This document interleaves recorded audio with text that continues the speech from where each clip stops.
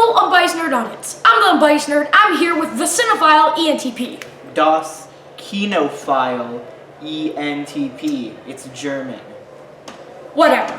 Today on Filmmaking 101, we're going to be learning about audio. Audio is a very crucial part to filmmaking. If it's bad, it's very noticeable and it ruins the experience. You feel like you're watching the Blair Witch Project on a loop for 10 hours. Well, if it's good, you get more involved with the story. You don't notice anything. They capture you. And today, we're going to be going over 3 types of different audios. So without further ado, let's get into it.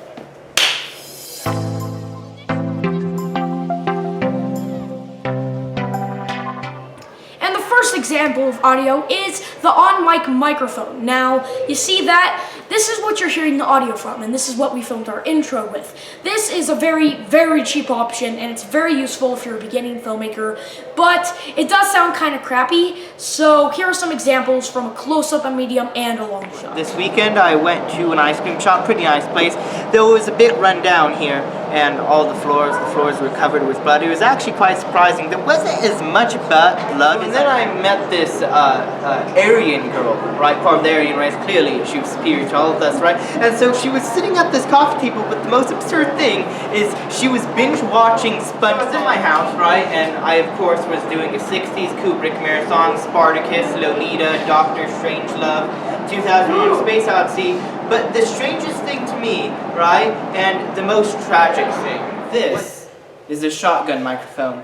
The only school shooting you're allowed to do. So this microphone is quite a step up from the on-camera one. Well, the on-camera one, you have to be pretty close. You could place this in any position, and it will probably pick up them. Well, that does come with its flaws, where you could hear stuff around, but still quite better. And then I told Markiplier, no, you cannot touch women that way, right? But he wouldn't listen to me, right? I mean, like, come on, Markiplier. And then when he was holding the gun up to my face, right, I couldn't help but notice that gun, right, was so dark. I mean, it was straight out of Nigeria. You know, when the blood was trickling down my pants, I was like, what's this? And then I looked at my wrist and I found that I had subconsciously became emo. And lastly, but certainly not least, a separate audio source. Now this here is a Zoom audio recorder. This sole position is for good audio. It has 2 condenser mics on it. Now, I know what you're thinking. How would I sync it up? Sure, you might have to do a little bit of a slapboard action, but it can really make the difference between good audio and great audio. Sure, you might have to put in extra work, but isn't it worth it if you want a good film? Now, here are some wonderful examples of what great audio can be like.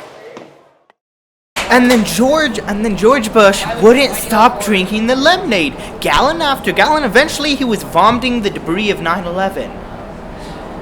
Thank you for joining us on Film 101.